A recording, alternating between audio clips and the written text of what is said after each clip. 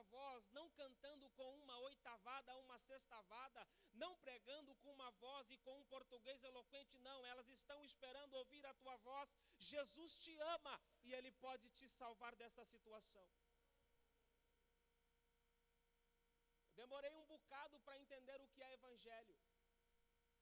E quando eu entendi o que é evangelho, esses dias nós tivemos ali o Ebom ali na nossa igreja e essa frase marcou a minha vida e marcou também a vida da minha família, da minha esposa. O pastor que estava ministrando a palavra de Deus, ele disse que foi feita uma pesquisa. Nessa pesquisa foi se levantado um número de 100 pessoas.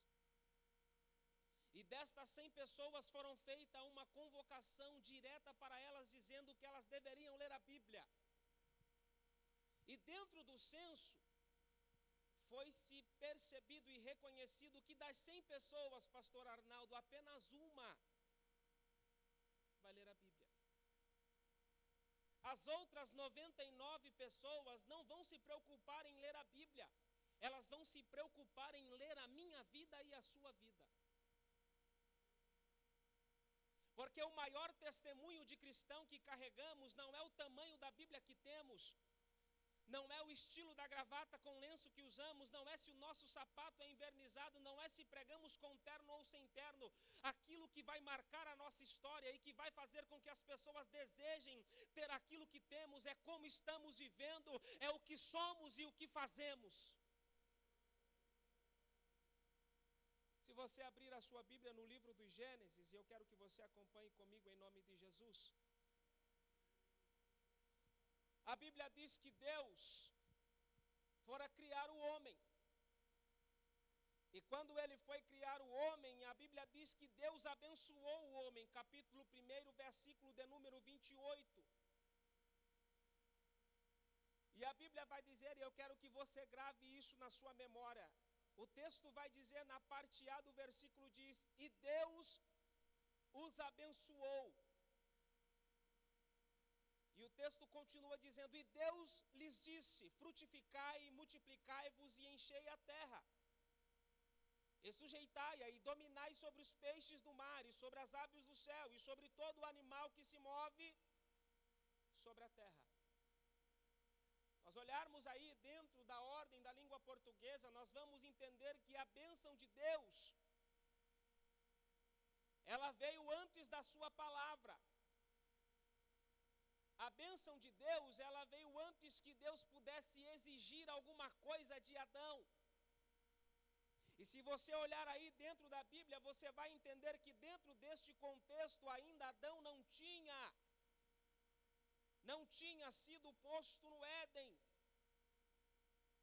E quando nós olhamos para dentro deste texto, nós podemos entender que a bênção de Deus estava sobre a sua criação. A bênção de Deus já estava sobre ele. E se você abrir a sua Bíblia no livro do Gênesis, capítulo 9, e o verso de número 1, você vai ver que quando Adão entrou em um ato pecaminoso de desobediência com Deus, a Bíblia diz que ele foi expulso do Éden, perdeu direitos a algumas coisas. E logo após um período de tempo, a Bíblia vai dizer que existia um homem morando sobre a terra e que o nome deste homem era Noé. E a Bíblia vai dizer que Deus estava procurando com os seus olhos em toda a terra para achar um homem justo. E ele encontrou a Noé, e a Bíblia vai dizer que Deus deu instruções a Noé. Mas no versículo 1 do capítulo 9, a Bíblia vai dizer, e abençoou Deus a Noé e a seus filhos. E depois a Bíblia vai dizer, e Deus lhes disse, multiplicai-vos e enchei a terra. Porque a Bíblia vai dizer que Deus havia rejeitado a corrupção do gênero humano, que Deus estava enojado com o estilo de vida com que a sociedade estava vivendo. Então Deus colocou dentro do seu coração, eu vou destruir o homem. Aí a Bíblia vai dizer que Deus achou no meio de uma terra corrupta, no meio de uma terra de assolações, no meio de uma terra de casamentos pecaminosos, de adultérios, de injúrias. A Bíblia vai dizer que Deus achou um homem. E por causa deste homem, Deus decidiu dar uma nova oportunidade a uma sociedade, a um planeta, a uma raça humana. E eu quero louvar a Deus aqui esta noite, porque aqui não existe só um como Noé, mas esta igreja está cheia de homens e mulheres de Deus, e por sua causa, Deus está livrando o seu bairro das mãos de Satanás, Deus está livrando pessoas do vício das drogas, Deus está livrando pessoas do mundo do homossexualismo. Deus está trazendo você, a sua consciência, para que você seja um homem no seu bairro, na sua escola, na sua cidade, que faça a diferença para que haja salvação.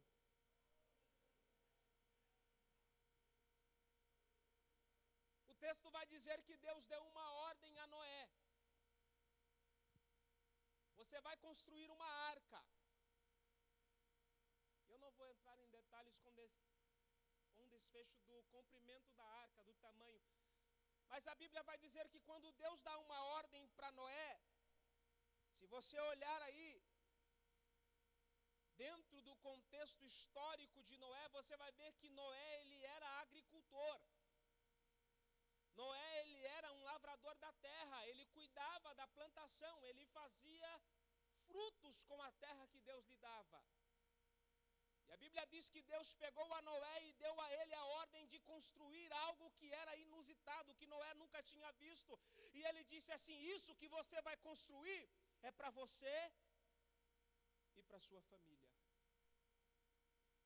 E eu quero abrir um parênteses aqui esta noite para já lhe dizer uma palavra profética para você aqui esta noite. Talvez você não esteja compreendendo, talvez você não esteja entendendo, mas o projeto que Deus entregou nas tuas mãos, o projeto que Deus está mandando você fazer, não é simplesmente para você ser abençoado, é porque Deus tem um plano de salvação para sua casa, é porque Deus tem um plano de salvação para sua família. A minha Bíblia vai dizer que o dilúvio veio depois da pregação de Noé, e que ele e os seus filhos e as suas noras entraram dentro da arca do Senhor e eles foram salvos. E eu quero profetizar aqui esta noite. Permita-me pedir para você levantar as suas mãos, porque eu vou profetizar aqui esta noite, independente da corrupção que o mundo esteja vivendo, independente da situação pecaminosa que o mundo esteja vivendo, você e a sua família estarão enquadrados no projeto de salvação de Deus. Você e a sua família estarão enquadrados no projeto de restituição de uma vida santa na presença do Senhor. Receba em nome de Jesus.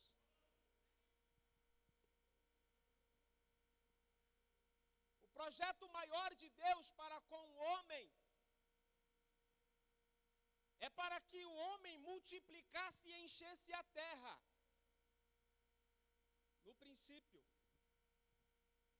E quando nós olhamos para o texto bíblico, nós vamos ver que Deus havia dado uma palavra de maneira abençoadora para Adão e para Noé. Mas a Bíblia diz que desta geração nasceu um povo. E no capítulo 11 da Bíblia Sagrada, no livro dos Gênesis, capítulo 11, versículo de número 4, nós vamos encontrar um certo tipo de pessoas que se destacaram por um motivo. Eles tinham o desejo de engrandecer o seu nome. Eles tinham o desejo de fazer o seu nome célebre. E a Bíblia diz no versículo 4, e disseram: eia, edifiquemos nós uma cidade e uma torre cujo cume toque nos céus. E façamos-nos um nome para que não sejamos espalhados sobre toda a face da terra. Havia uma geração que estava indo completamente ao contrário da vontade de Deus. Porque se você olhar a ordem que Deus deu a Adão, foi esta: frutificai, multiplicai e enchei a terra. Espalhai sobre a terra. A ordem que Deus deu a Noé e a seus filhos quando eles desceram da arca é que eles deveriam gerar filhos e que eles deveriam se espalhar sobre a terra.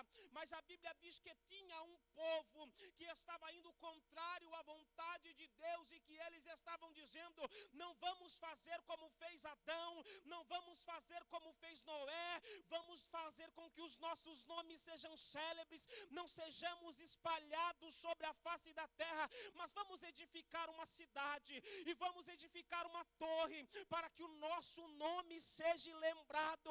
E a minha Bíblia vai dizer que quando Deus olha esta situação, Deus pega a Jesus e o Espírito Santo, que Jesus ainda aqui era um mistério, mas ele disse: eiamos, desçamos e vamos confundir um homem para que eles falem cada um em uma língua diferente, para que eles não possam arquitetar e cumprir com este plano maquiavélico. E eu vou dizer uma coisa aqui dentro esta noite para esta igreja: se existe um povo aqui que está interessado no crescimento da igreja, se existe um povo que está aqui interessado em batismo de almas, se existe um povo que está aqui esta noite interessado em buscar aqueles que estão nos valados, nos becos, que estão se prostituindo e se drogando, também existem pessoas que estão aqui dentro que só estão se preocupando consigo mesma, que estão querendo edificar o seu nome em uma torre, preocupados simplesmente consigo.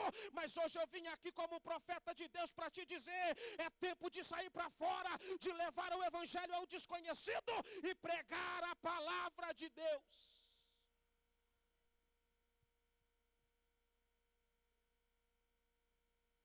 O que me cativa dentro do texto é que deste episódio, a Bíblia diz no livro de Gênesis, capítulo 12, o versículo de número 2, e Deus ele convoca um homem, e este homem tem um nome, é chamado ele de Abrão. No versículo 12, a Bíblia vai dizer, no capítulo 12, versículo 1, a Bíblia vai dizer o seguinte: ora, o Senhor disse a Abraão: Abrão, sai da sua terra e da sua parentela e da casa de teu pai para a terra que eu te mostrarei. E o versículo 2 ele diz: e far-te-ei uma grande nação, e abençoar-te-ei, e engrandecerei o teu nome, e tu serás uma bênção. Para Adão Deus disse e abençoou. Para Noé Deus disse e abençoou. Mas quando Deus chamou Abraão, ele disse: você vai cumprir primeiro com a minha palavra e depois você recebe a minha bênção. Porque tem muita gente que está buscando, pedindo e está jejuando, procurando as bênçãos do Senhor, mas não tem se preocupado em cumprir com a palavra de Deus. E o que é interessante é que quando Deus chama Abrão, ele diz assim: Abraão, eu vou engrandecer o teu nome, mas o teu nome será engrandecido porque eu vou te dar uma grande nação.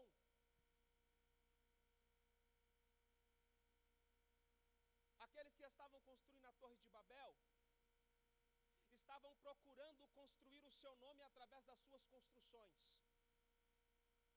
para dizer: eu faço, eu posso, eu sou.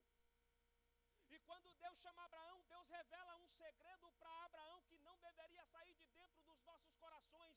A única coisa que nos fará conhecidos diante de Deus e diante dos homens são quantas almas nós estamos ganhando para Deus.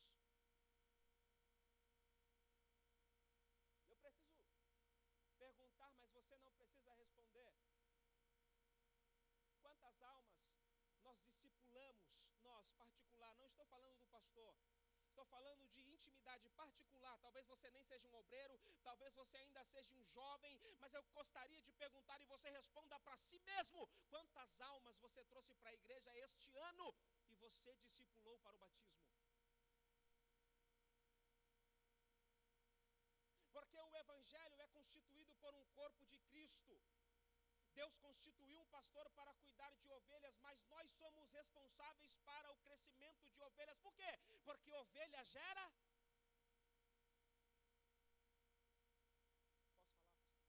Posso falar, pastor? sei quantos membros tem aqui, mas no dia que você acordar para esta palavra que eu estou te dizendo, o pastor vai ter que comprar um terreno 100 vezes maior do que este. Escute,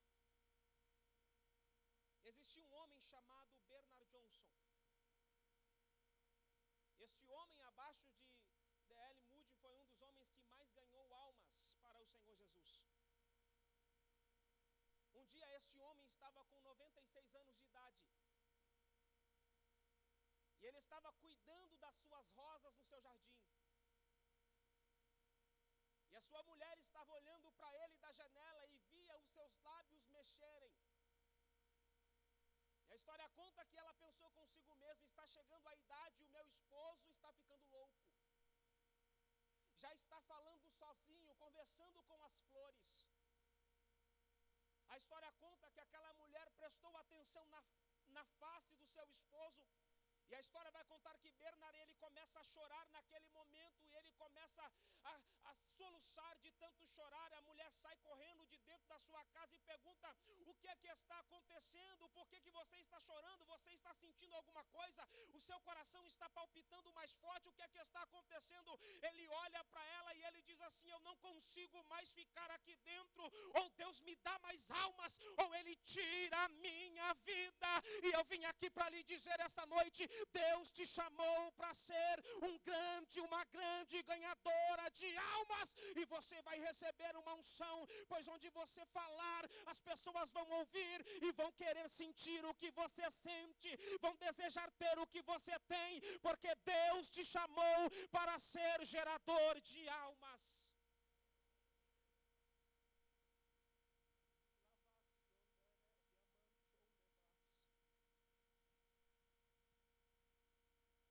Quantos de nós estamos preocupados com tantas coisas? Eu sei que esta igreja é uma igreja missionária, porque a Assembleia de Deus é uma igreja missionária. Mas eu vou falar de mim mesmo. Vou falar da minha igreja, para não falar que eu estou atacando a igreja do pastor. Não vim aqui para isso. Mas eu me sinto, às vezes, um aleijado espiritual. De tanto viajar, de tanto ir pregar, de tanto fazer a obra de Deus. Às vezes eu olho para dentro da minha casa, lá eu tenho um irmão que está se perdendo cada dia mais, e eu falo para ele: rapaz, Jesus tem uma saída para você, Jesus pode mudar a sua vida, e parece que ele entra por aqui e sai por aqui. Esses dias eu fui fazer um trabalho na cidade de São Roque, e naquele trabalho nós fizemos um trabalho de jejum, de oração, fizemos um trabalho de evangelismo, e naquela noite Deus salvou 35 almas, e elas estão adorando ao nome do Senhor, e uma pergunta não saiu de dentro do meu coração: por que é que o meu irmão não está aqui dentro? Sabe o que você precisa entender esta noite? Que quando você se cansar de falar Jesus te ama, o diabo nunca vai se cansar de dizer eu te quero. Quando os seus lábios disserem para alguém você não tem mais jeito, o diabo nunca vai cansar de dizer eu sempre vou querer usar ele, eu sempre vou querer usar ela.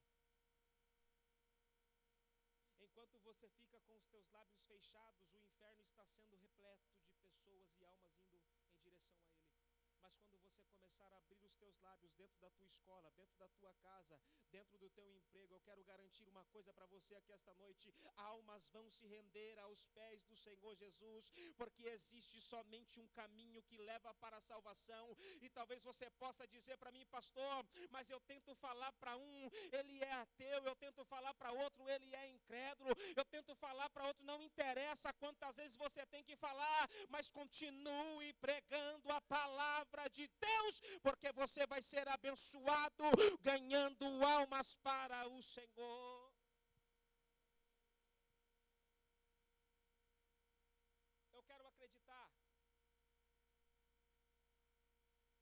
que nós não viemos aqui esta noite em vão. Vou falar de mim. Eu sempre digo isso. Eu não acredito que ninguém sai da sua casa numa noite de sexta-feira e vem para o culto só por vir. Eu não consigo acreditar nisso.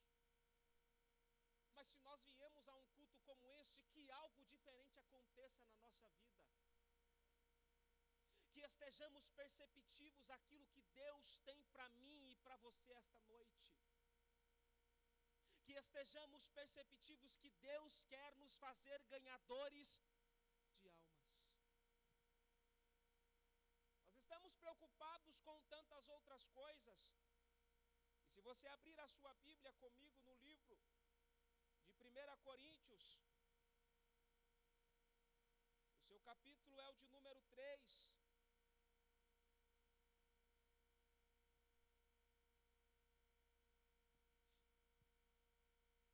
Nós vamos entender uma grande verdade da palavra de Deus.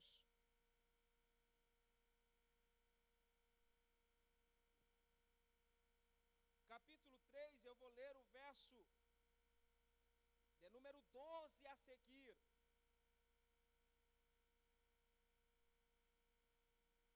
Diz assim, o verso 12: E se alguém sobre este fundamento formar um edifício de ouro, prata, pedras preciosas, madeira, feno e palha, a obra de cada um se manifestará na verdade, o dia a declarará, porque pelo fogo será descoberta, e o fogo provará qual seja a obra de cada um. Olha o que ele diz: se a obra que alguém edificou nessa parte permanecer, este receberá o seu galardão. Se a obra de alguém se queimar, sofrerá detrimento, mas o tal será salvo, todavia, como que pelo fogo. Deixa eu te fazer uma pergunta, e você diz sim ou não, amém? Quem está me entendendo, diga amém. Deixa eu te perguntar uma coisa: o fogo pode destruir o feno? Sim ou não? O fogo pode derreter o ouro? O fogo pode derreter a prata?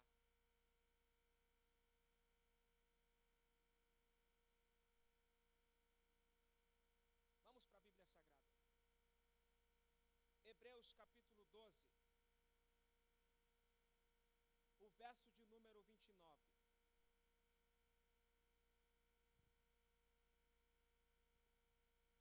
Quando Paulo escreveu o livro de 1 Coríntios, e quando ele vem destacar no capítulo 3, estas obras edificadas por mãos de homens, ele estava falando que todas as nossas obras serão provadas como que pelo fogo.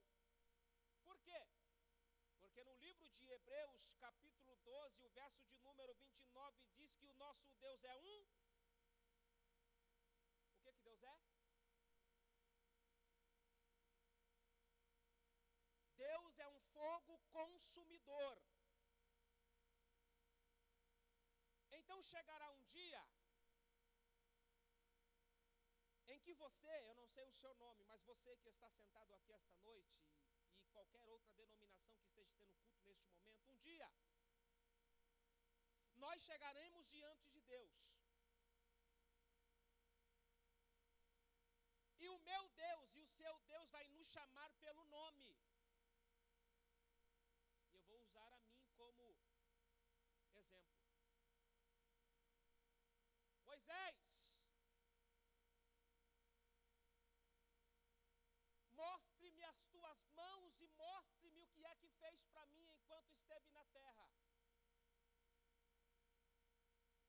Talvez quando esse dia chegar, eu tenha construído alguns templos. Talvez eu tenha me preocupado em fazer o meu nome com algumas construções gigantescas.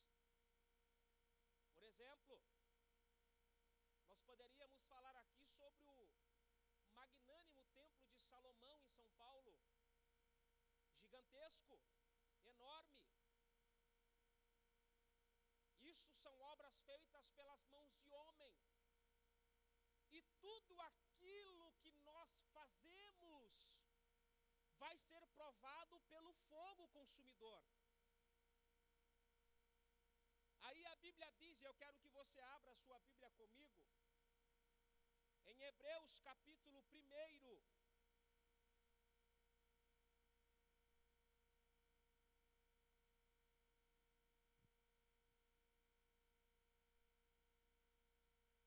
Eu vou ler o verso de número 6 e o 7. Nós sabemos que Deus é um fogo consumidor. Deixa eu te fazer uma pergunta aqui esta noite. Olhe para mim. O fogo é capaz de apagar o fogo? Se você junta um palito de fósforo no meio de uma labareda de fogo, o que acontece? O fogo aumenta, ainda que pouco, mas aumenta. Então o fogo não pode apagar o... A Bíblia diz assim aí onde você abriu no capítulo 1, versos 6 e 7. E quando outra vez introduz no mundo o primogênito, diz: e todos os anjos de Deus o adorem. E ele diz assim: e quanto aos seus anjos diz: o que de seus anjos faz ventos, e de seus ministros labaredas. Labaredas de quê? Fogo consome fogo. Existe como brotar do meio de uma lareira de fogo ardente, brotar uma pedra de gelo? Sim ou não? É uma pergunta um pouco até que imbecílica da minha parte fazer isso aos irmãos, mas eu quero que você preste atenção no meu raciocínio. Todas as obras que nós fazermos será aprovada por Deus através do fogo. Gera. E eu vim aqui lhe dizer esta noite, as almas que você ganha para o Senhor são foguinhos que você tem gerado na presença de Deus, e isso não pode ser consumido. Tudo aquilo que você faz com as suas mãos será aprovado por Deus, mas esta obra de ganhar almas vai permanecer na sua vida. Você vai receber um galardão por causa disso, e o nome de Deus será glorificado sobre a sua vida. Fique em pé em nome de Jesus.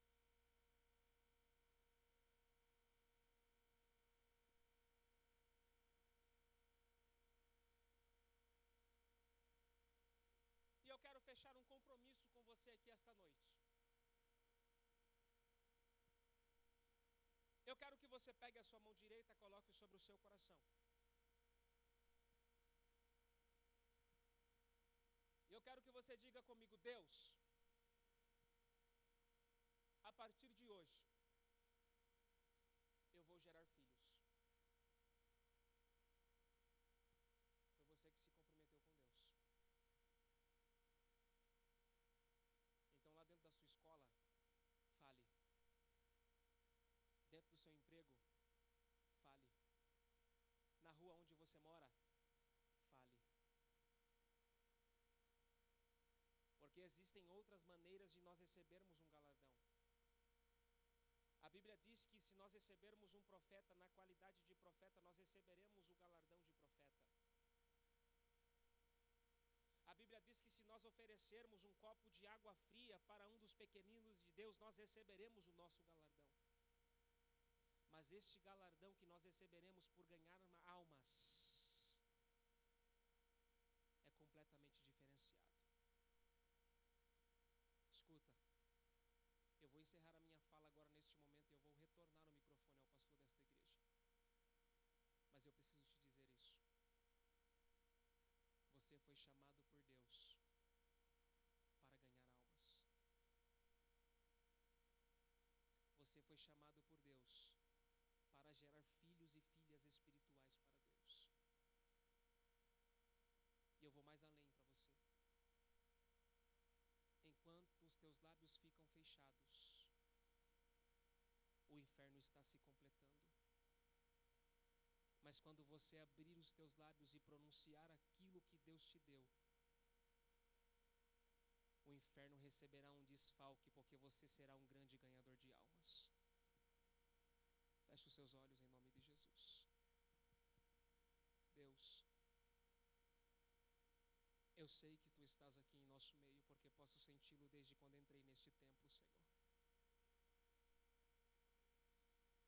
Meu Deus, eu quero pedir ao Senhor agora neste momento, com simplicidade e humildade no meu coração, Pai, que o Senhor possa fazer de nós verdadeiros ganhadores de almas na Tua presença, Senhor.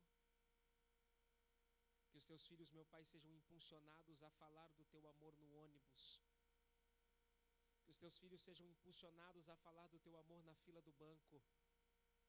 Que os Teus filhos sejam impulsionados a falar do Teu amor na fila do INSS.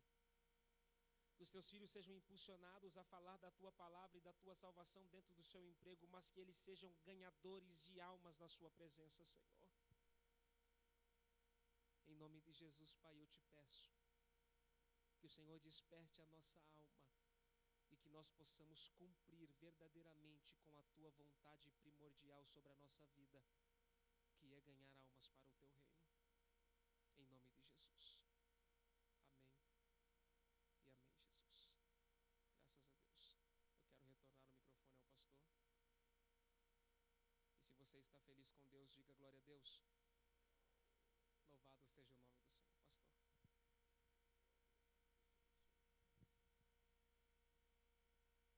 Amém, irmãos? Ganhar alma, irmãos. A minha esposa estava comigo há uns 20 dias, né, Dirce? Há uns 20 dias eu entrei no mercado para comprar uma caixa de leite.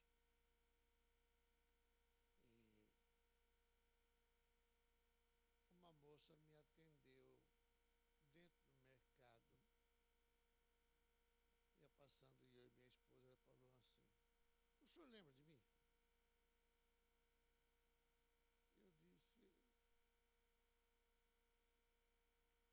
Eu disse: não estou lembrado de você.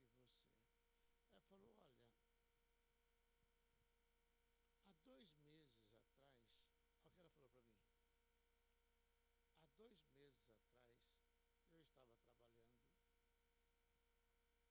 eu estava trabalhando no restaurante e o senhor entrou. Ao sair, e eu era o caixa, eu estava atendendo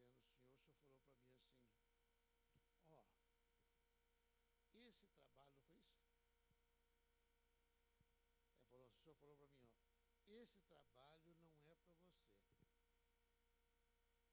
Você deve arrumar um serviço melhor. Isso aqui te impede de ir na igreja. Você vai na igreja,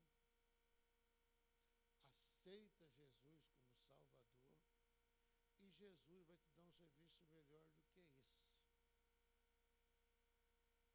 Ela ouviu, aí ela falou assim: olha, eu ouvi e pedi a conta. Não vai pedir a conta não, é assim fácil também não, irmão. Aí ela falou: eu ouvi e pedi a conta. Fui para a igreja, aceitei Jesus como meu Salvador, lá na Vila São Paulo, e vou batizar sábado que vem já. Mas a minha maior alegria, que ela aceitou Jesus na nossa igreja e veio batizar aqui. Uma semana depois ela estava aqui, já pronta para descer as águas. A Bíblia diz, fala do Evangelho a tempo e fora de tempo, viu, irmão?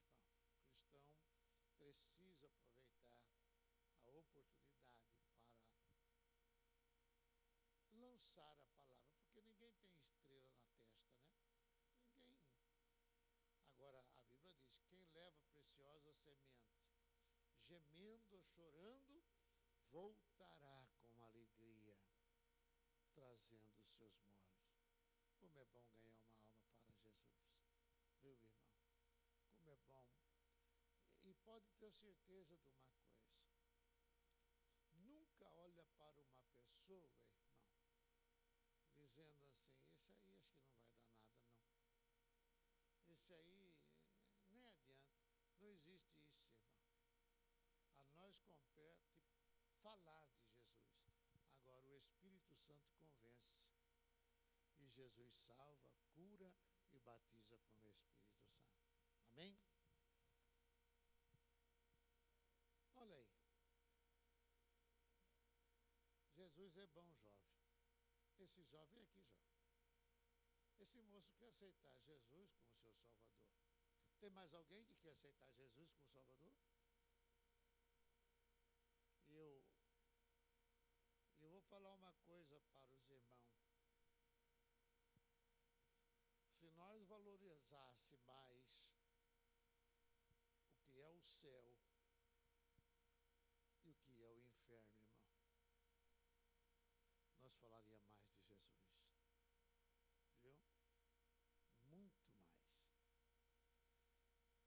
Geraldo Medeiros, José da Conceição, Helena Carvalho e Juscelei de Coelho de Souza. Esses irmãos dizimaram e muitos irmãos contribuíram para com a obra de Deus. Convido os irmãos a ficarem em pé. Como é seu nome, jovem? Gilson. Nós vamos orar por este moço, aceitando Jesus como seu Salvador. Olha, irmão, muitos dos irmãos às vezes ficam aqui, né? Porque daqui a pouco começa um outro culto e começa a chegar mais irmãos. E para os irmãos terem uma noção, segundo algum dos irmãos, o culto dos conectados há 15 dias atrás deu mais de 300 jovens. Então, se esse jovem voltar e vocês também estiverem aqui, a festa é grande. E o nome de Jesus é glorificado. Amém? Então, nós vamos agradecer a Deus. Digé, foi um prazer ver você de novo. Deus te abençoe muito. Aqueles irmãos, se vocês for ficar mais uns dias aí, irmão, saiba com certeza que és bem-vindo, viu? Amanhã nós não temos culto aqui, parece que tem ensaio, eu acho, né? Tem um ensaio aqui. E amanhã eu vou estar no Leão 13, no culto ali. Mas domingo, 9 horas da manhã, das 8 às 9 temos oração, e das 9 às 10h30 a escola dominical. É a última lição deste terceiro trimestre. E dia 4 de outubro nós iniciaremos a nova lição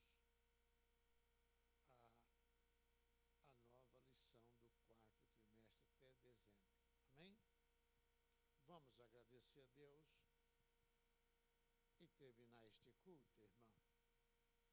Bendito Deus e Pai Celestial, te agradecemos, Senhor, por tudo quanto esta noite nós ouvimos, que possamos verdadeiramente nos despertar, que possamos, Senhor, segundo a Tua palavra, livrar aqueles que estão sendo destinados à matança, como diz a Tua palavra.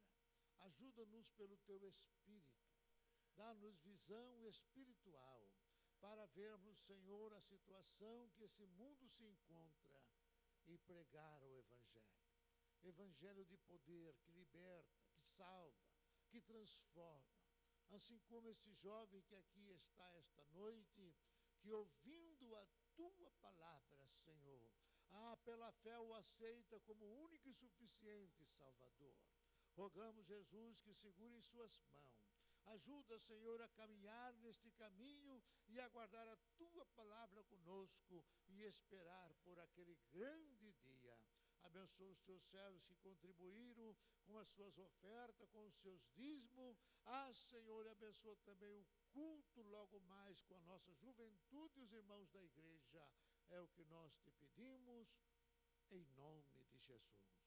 A graça de Deus, o amor de Jesus, a comunhão do Espírito Santo seja com a igreja, hoje e sempre. Todos digam amém. Terminou.